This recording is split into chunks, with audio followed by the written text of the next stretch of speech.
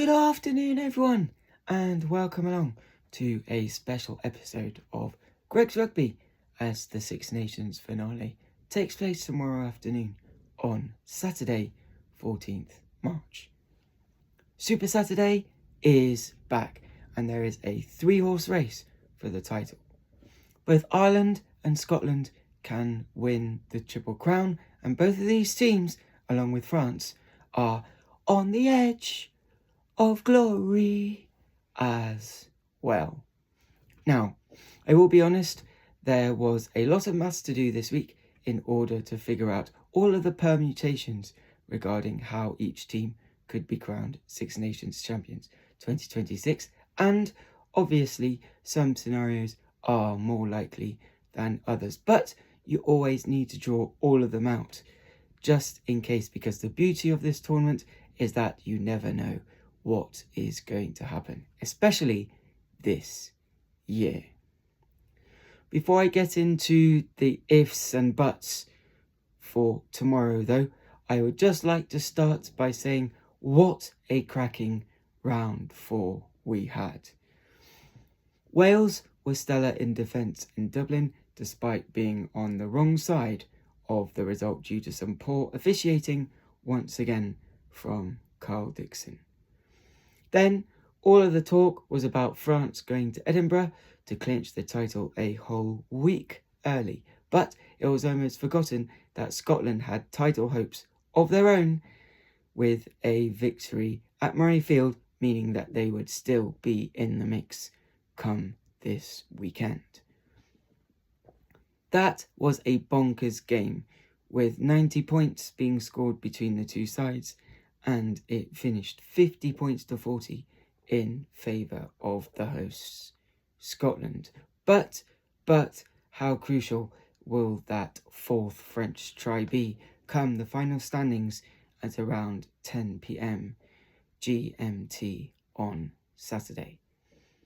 And last but not least, Italy continued their sublime form this season by beating England for the first ever time in their history as they triumphed by 23 points to 18, thus meaning that England could end up with just one, yes, just one win this entire campaign for the first ever time in their own history. A lot is going on. There has been a lot of drama, some bad and arguably disgraceful refereeing, but there have also been some very interesting results that have now set up this thrilling final weekend. The last Saturday of the tournament promises to deliver, and there will certainly be several twists and turns and ups and downs between 2:10 p.m. and about 10 past 10 tomorrow night, depending on which team you are supporting. Anyway, I'll start off probably by going back to last Friday, and a lot of Welsh fans would have feared the worst in Dublin after their 48 points to 7 defeat to England at Twickenham on the opening weekend. It very quickly became clear that Wales had improved massively as a team in defence. They did exceptionally well to keep Ireland to just 12 points at half-time, and they even made some crucial turnovers or interventions on their own try line when they were stressed in defence. Then, when 12 points to 3 down on the stroke of half-time, Rhys Carey got the ball out wide on the left flank and just outdid the Irishman for pace. He charged forward when he got the ball on the 22 and scored after an excellent dummy caught the Irish napping. His smile said it all, and on that note, I think it was the biggest smile from any Welsh player in recent times, and he was almost shocked that he made it from that far out himself. That try for Wales meant that they went into the sheds at half-time trailing by just 2 points, and that they would come back onto the field for the second 40 minutes with a sniff at victory. However, Carl Dixon decided to ignore 2 Irish infringements that should have ruled out the first of Ireland's second half tries. Why do I say that? Well, first of all, when charging for the line from close range, Jack Conan's teammate was in front of him. And to make matters worse, Conan actually fumbled the ball in the act of scoring. Yes, the ball bobbled onto the ground and he was not in clear control, nor did he apply downward pressure. So, for all of those reasons, the try should not have stood or should have been disallowed, for want of using another word. Even with clear and obvious footage and two separate reasons to disallow the try, Carl Dixon, the English referee, ignored this and awarded it anyway. He is a poor referee, even at Gallagher Prem level, and for some reason that not just myself but other people cannot understand is that World Rugby continued to allow him and some other poor referees to take charge of these high-stakes internationals, even though he and some others continue to fail to apply the laws of the game when it matters in such tight matches such as these. Moving on then, and James Botham did eventually power his way over the line to narrow the gap to 19 points to 17 before Jamie Osborne finished in the corner to enable Ireland to gain a bonus point. However, yet again, there was a clear infringement in the lead up to the try.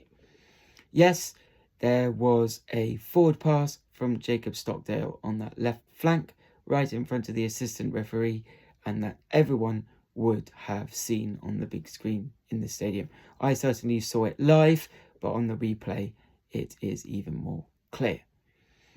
Yet again, the footage was obvious and there for all to see, but Carl Dixon failed to make the right decision. So, all in all, 12 of Ireland's second half points should not have been allowed, and 17-15 to Wales going into the last 10-15 minutes of the game is a very different game or match at that point. These lack of decisions from referees or the inability to give the fair decision because it is against the team that is expected to win is having a huge impact week in, week out, not just in international matches, but also at club level. It is poor and quite catastrophic, to be frank. World Rugby really need to do something about this, and fast, because being in control of the ball when grounding it for a try and not passing forward are two fundamental basics of the game, and they are being ignored time after time after time, week after week after week. It was the same in Murrayfield when France had possession late on in the game. A few forward passes from the French led to tries in the final 15 minutes, which could end up costing Scotland the title. Yes, Scotland were lucky themselves in Cardiff, as Wales were yet again hard done by, as Matthew Carley again demonstrated why the English referees should not be taking charge of these games. But that is my point entirely. The refereeing is inconsistent to such a ridiculous and an extreme degree. World Rugby need to intervene and have a serious look at why, even with the footage, the correct and fair decisions are not being made. Scotland against France took place this weekend, and 2 years ago, so the last time the game was played in Murrayfield, there was a clear grounding of the ball from Sam Skinner in the last play of the game. The clock was in fact red. We could all see on the replay that the ball had been grounded. Yes, it hit the French player's boot, but then it was placed clearly on the ground. Even amongst the swarm of bodies and boots, you could see that the ball was grounded. The TMO even said to Nick Berry that day, "Nick, I can see the ball is grounded," and he ignored it. He ignored his TMO, so he ignored the advice that was given to him, and he ignored the footage, so he did not see that the ball was clearly grounded, even though one of his officials was telling him to give it. That is how silly it is getting, and something really needs to be done about it.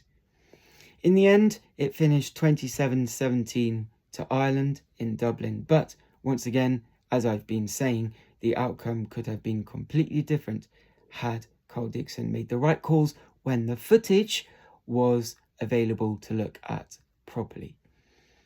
At worst, Wales were probably robbed of a draw, but they will definitely be in contention when they host Italy tomorrow.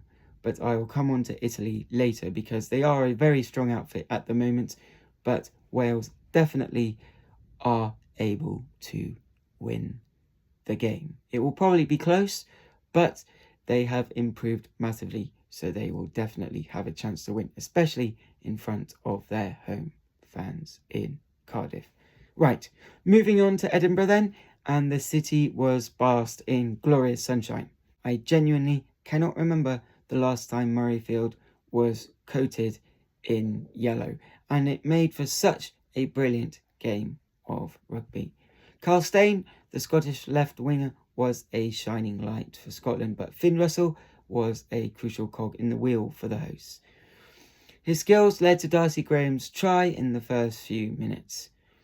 France came back to make it 14-7, but Scotland had the nous to up the ante themselves, and they overturned that deficit to lead at the break. The comeback was sparked by an amazing move from the line out about 5 metres away from the French line. Steyn scored his first try, with his second coming as a result of being really patient in defence and reading Antoine Dupont's pass, meaning that he was able to go the length in the second half. Finn Russell kicked the only penalty of the game to take Scotland beyond 50 points, and even though we all ponder how crucial France's late rally will be, how about the importance of Les Bleus not getting what could have been 2 bonus points if Finn Russell had not taken that penalty goal? That could end up being just as, if not even more crucial this time tomorrow. Just for those who may be confused with the bonus points, you get 1 for scoring 4 tries or more in a match, and if you lose by 7 points or less. So in this instance, if Finn Russell had not kicked that penalty kick, it would have finished 47-40. France had scored 5 tries, so they will have had the 2 bonus points, but that penalty kick effectively denied them that second bonus point, just in case you were a tad confused. Much further south and across the channel, even in Rome, Italy had it all to do to beat England in what was a relatively dull game to watch. At times, watching paint dry would have been more entertaining, and that is just an honest perspective.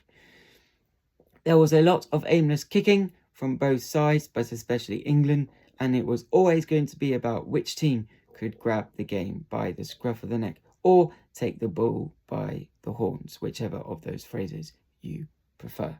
Eventually, it was the hosts who did both of those things, especially thanks to Tommaso Menoncello's 2 individual pieces of brilliance that won the game for Italy on an evening when England were lacklustre and lacking in inspiration, especially when in great try-scoring positions. Italy's second try was scored late in the game inside the last 10 minutes, and that 5-point margin was enough in the end to see them beat England for the first time in 33 attempts. So, just to round up the 4th weekend of the tournament, it finished Ireland 27, Wales 17, with the hosts controversially claiming a try-scoring bonus point. Scotland beat France by 50 points to 40, with both teams adding a try-scoring bonus point to their tally, meaning that they are joint top of the table with 16 points apiece, and Italy scored a dramatic late try to beat England for the first time ever in their history. It finished 23-18 in Rome to the hosts, meaning that it was a triple dose of home victories in round 4. Now then, this is when I turn the page and look ahead to what is going to be an epic final round of the 2026 Six Nations campaign. The last time I remember 3 teams having a chance to win it on the final day was in 2015, when a shed load of points was scored in each game. Wales could win it, Ireland could win it, and England could win it. In the end, the Irish pipped it on points difference despite Wales's astonishing 61 points to 20 victory away from home against Italy. The Irish triumphed by 40 points to 10 in Edinburgh before England beat France 55 points to 35 in that year's Le Crunch, which, by the way, is the last time any team put 50 points on France. So that just goes to show how magnificently Scotland played against them at the weekend just gone.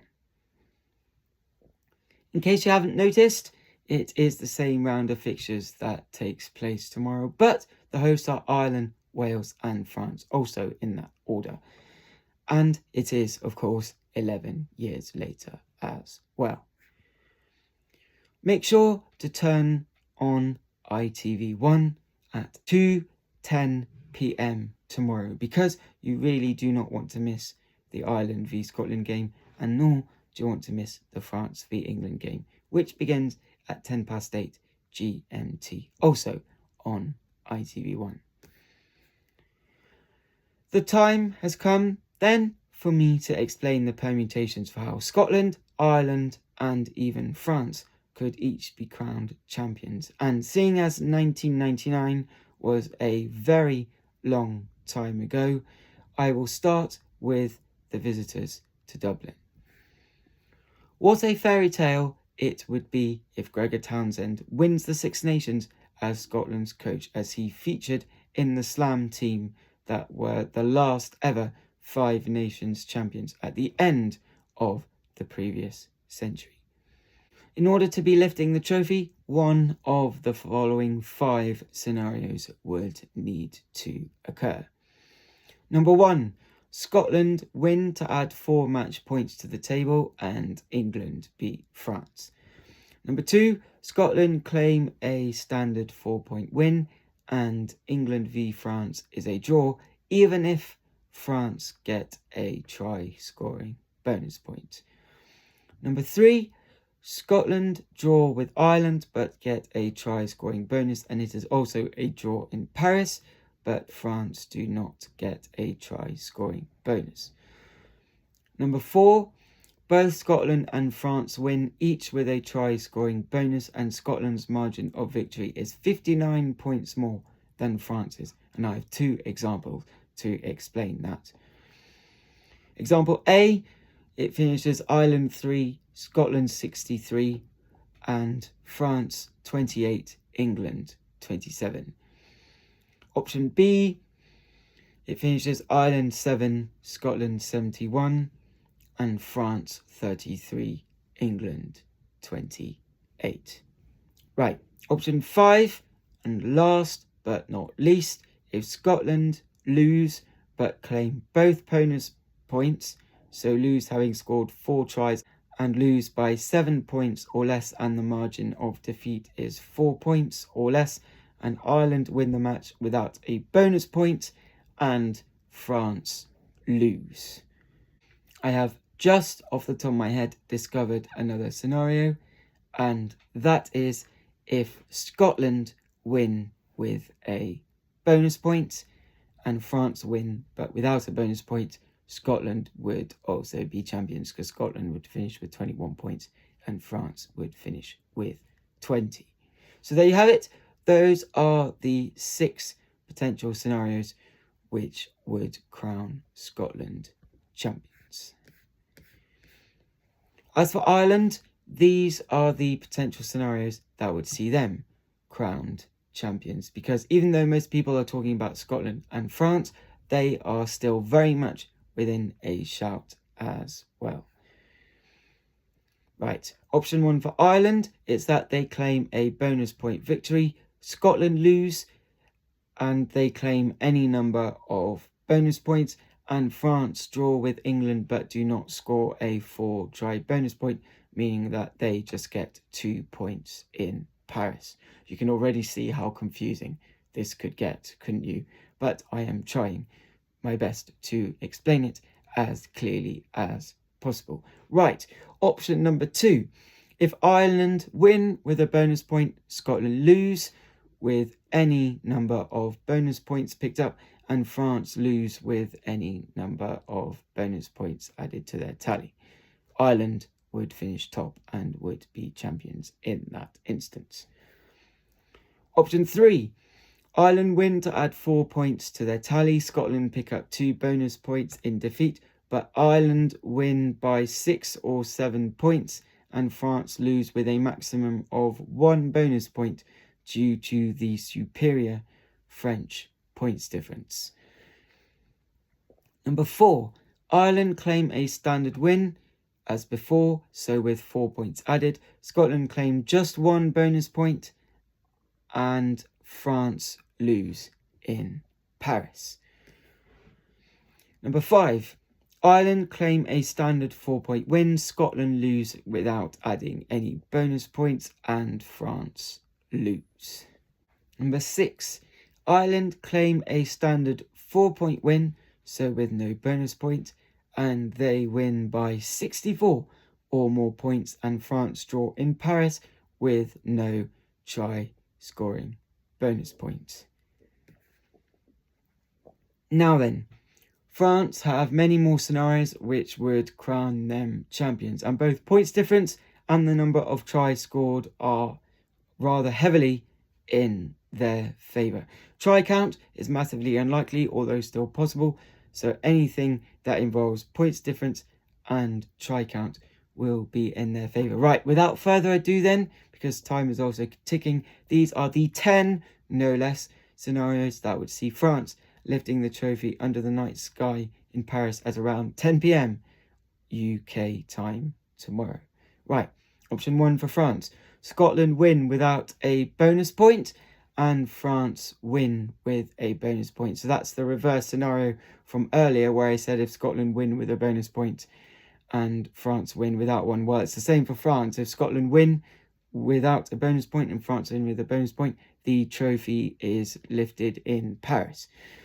Option number 2, Scotland and France both win with a bonus point, but Scotland have not beaten Ireland by a margin of 59 points or more, and France win by 2 points or more. So that there is to do with the points difference of the two respective teams.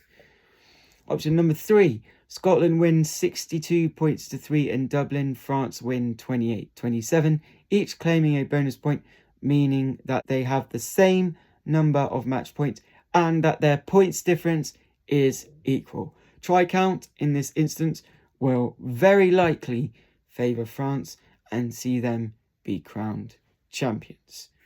Number 4, Scotland and Ireland draw, with Scotland gaining a try bonus point.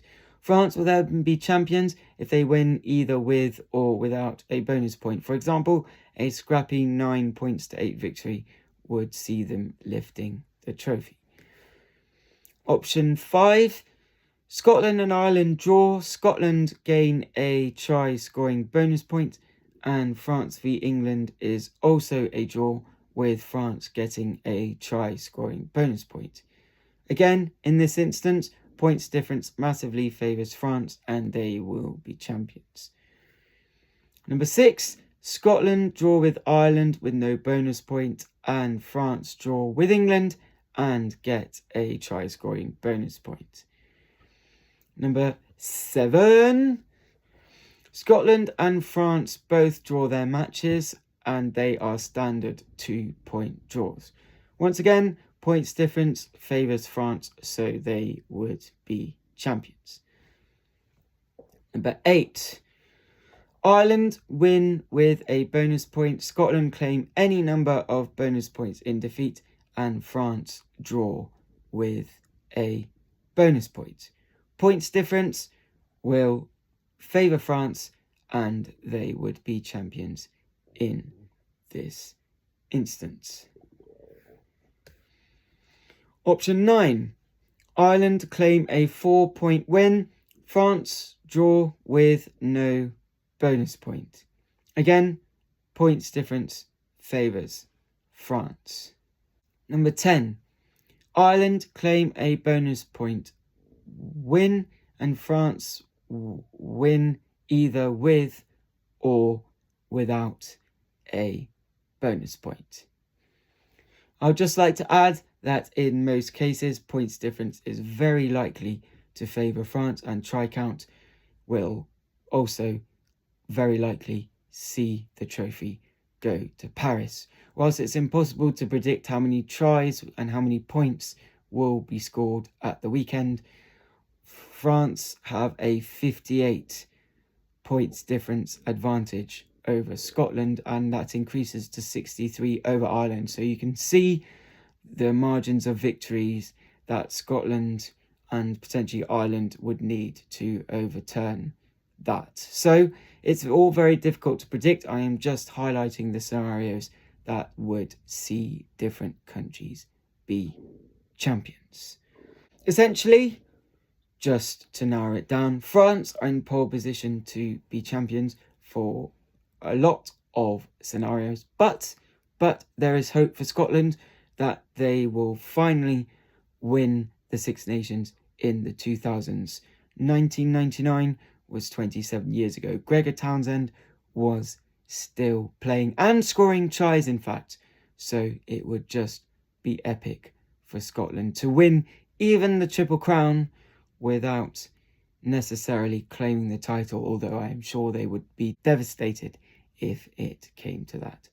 Right, to summarise, there are a plethora of different circumstances which would enable each of the three teams to be crowned Six Nations champions. As I said just a moment ago, Gregor Townsend was still on the field and scoring tries for fun in 1999. So how fitting would it be if he wins the Triple Crown, at the very least as head coach, especially as there were calls for him to be sacked after the disappointing defeat to Italy in Rome in round 1. Although I would like to point out here that New Zealand referee Ben O'Keefe should have awarded Scotland the chance to draw the game late on, as the hosts were offside a few times when Scotland were charging towards the line in the pouring rain. So they should really have 17 points right now and be top. Anyway, they are not, but equally they got away with it in Wales. So I guess these things do even out over time. Anyway, proper silverware, whether it's the Triple Crown and then the Six Nations trophy, is no less than Finn Russell deserves. Winning is a habit for him, and he claimed the treble with Bath 1 year after losing the Premiership final to Northampton, and he has been the mastermind behind Scotland's comeback since that soggy and disappointing afternoon in Rome at the beginning of last month. Right then, that is all I have time for today. Thank you once again for listening to me, Gregory Richardson, here on Puritans Radio, your favourite radio station. Have a great weekend, everyone, and I hope that you enjoy the games wherever you are going, whether that's Dublin, Cardiff, or Paris, or even just putting your feet up on the sofa to enjoy these encounters. They should be fun to watch, and you may need your calculators. I'll see you next weekend. Take care. Bye bye.